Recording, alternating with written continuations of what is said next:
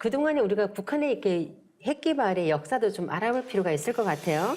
뭐 일각 전문가들은 이제 1950년대 6.25 전쟁 이후부터 김일성이가 이렇게 어떤 핵 개발의 야욕을 가지고 있었다라고 이제 분석을 하는 경우도 있는데요. 간단하게 이제 그 북한 핵 개발의 어떤 그 시대적으로 이렇게 요약을 해보면 1993년도에 NPT라고 하죠. 핵 확산 금지 조약을 이렇게 북한이 탈퇴를 하게 됩니다.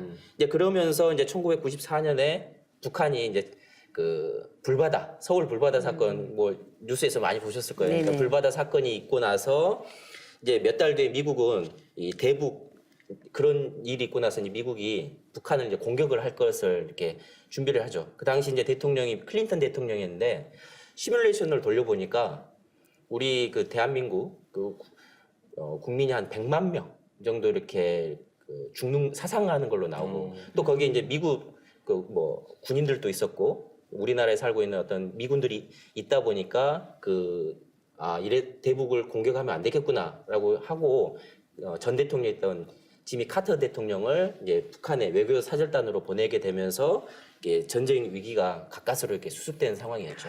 참 그랬던 상황인데 지금 이게 평화 모드로 가니까 정말 다시 한번 격세지감이란 말이 생각이 납니다. 이런 북핵 위기에 대해서 소호사님 더 이게 보충 설명을 좀 더 해주시죠. 그 상황이 이제 어떤 1차 북한 핵 위기라고 하면은 이제 2차 북핵 위기는 2002년도죠.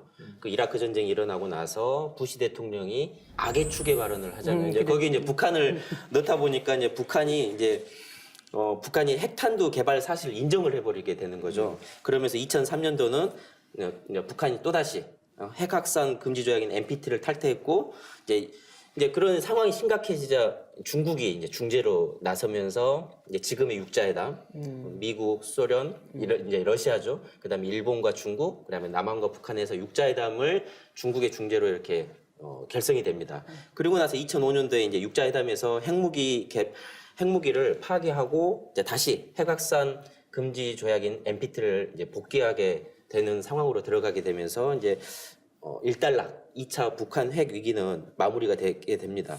그래서 2006년도에 이제 북한 1차 핵실험을 강행하면서 이제 또다시 이제 북한에 대한 어떤 대북 제재가 결의가 됩니다. 그래서 2007년도에는 이제 다시 합의가 이루어져 가지고 핵시설을 폐기하면 육자회담 참가국들이 너희들한테 에너지와 경제적인 지원을 해주겠다라고 하면서 지금까지 이르게 된 거죠.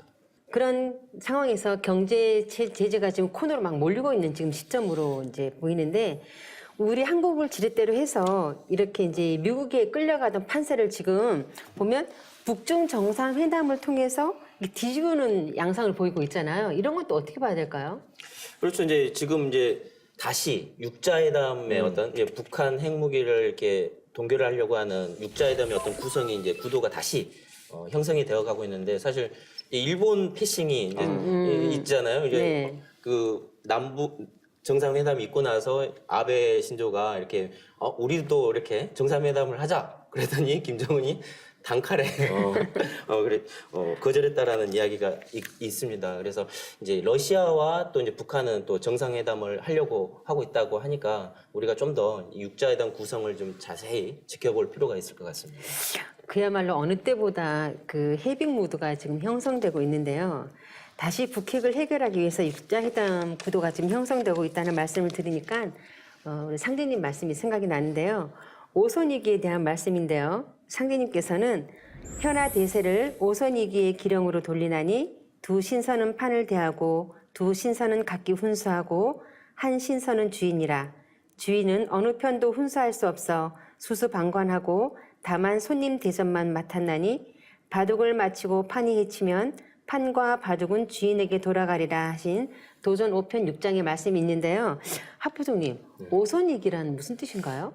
그러니까 글자 그대로 이제 다섯 오자에 신선선자에 에워쌀 위자에 바둑기자니까 다섯 신선이 바둑판을 에워싸고 있다는 건데 지금 우리가 위기 한반도 정세와 관련한 위기의 실체가 난 오손위기다 이거죠. 그러니까 상제님께서 인간으로 오셔서 세상을 이제 상생의 새 질서로 이렇게 돌려놓기 위해서 짜신 세운 공사의 가장 노른자에 해당하는 게 이제 바둑판을 둘러싼 다섯 신선들의 양상인데 아까 말씀하신 이제 육자회담 구도가 그 오선위기 공사가 그대로 인사화됐다고 보시면 됩니다. 그러니까 우리나라를 지금 둘러싸고 있는 다섯 신선은 중국하고 미국이 이렇게 판세를 잡고 그다음에 러시아가 중국 훈수를 두고 뭐 일본이 미국하고 붙고 그리고 이제 주인이 되는 우리는 손님대접만 맡았는데 그 주인 되는 나라가 남북으로 갈려서 북한하고 남한의 이제 정상들이 만났고 그러니까 그 여섯 나라가 결국 오선 위기의 그 주인공들인 거죠.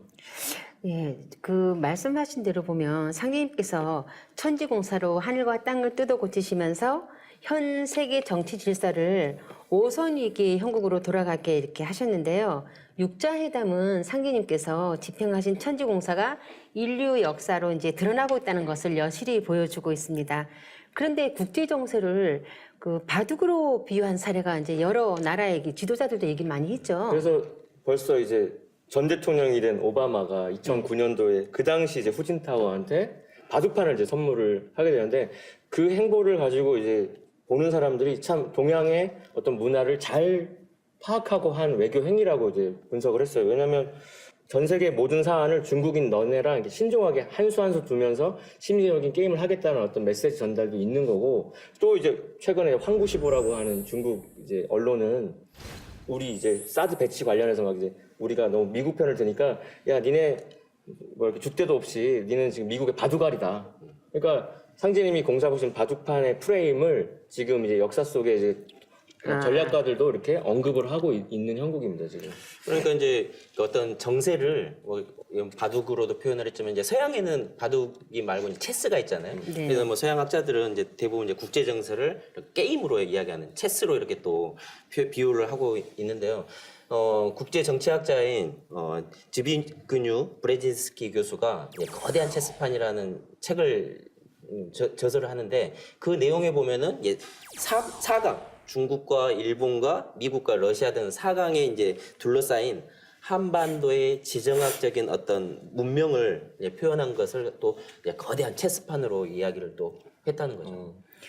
저도 거대한 체스판이라는 책을 이제 보면서 세계를 이끌어가는 지도자들은 지구촌을 손바닥 안에 놓고 이렇게 체스를 두고 있구나 뭔가 게임을 하는 하는 듯한. 생각을 하면서 많이 놀란 적이 있는데요. 재미있는 것은 인공지능이 인간의 아성에 도전했던 분야가 이제 바로 이번에 보면 우리가 봤잖아요. 바둑이라는 거죠.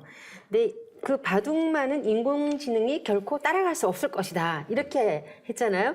그런데 인간이 이제 그 인공지능이 패하면서 그 알파고 쇼크가 전 세계를 엄습하기도 하지 않았나요? 예, 거기에 대한 충격이 많이 컸던 것 같아요.